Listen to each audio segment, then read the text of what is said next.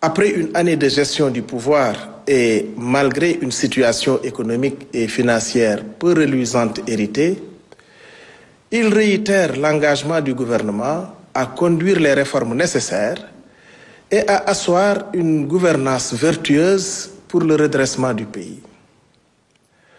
Relativement à la fête de la Korité, le chef de l'État demande au gouvernement de garantir un approvisionnement des marchés et un déroulement paisible des célébrations sur l'ensemble du territoire.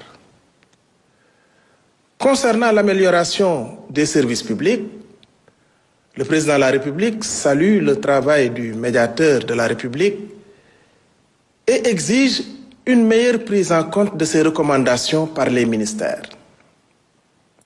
Dans l'optique de la préparation de l'hivernage, des mesures urgentes sont annoncées.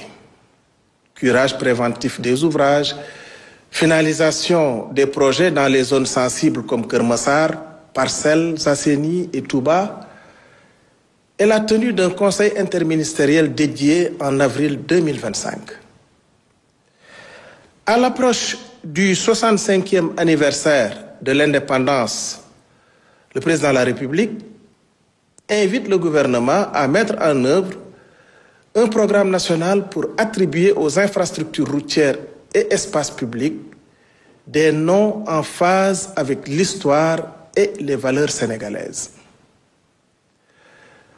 Le Premier ministre, quant à lui, est revenu sur le pilotage des projets et programmes du référentiel Vision Sénégal 2050.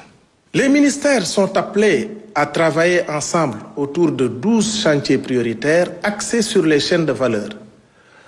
De l'agriculture au numérique en passant par la santé et l'environnement, afin d'accélérer les projets dits catalytiques et ceux dits quick wins, capables de produire les résultats rapides. Ces projets, mis ensemble, feront l'objet d'une mise en cohérence au niveau budgétaire et s'inscriront dans la logique de l'agenda national de transformation. Par ailleurs, pour renforcer l'équité sociale, les programmes Progress et 1000 coopératives solidaires ont été activés, ciblant notamment les femmes, les jeunes et les personnes vulnérables.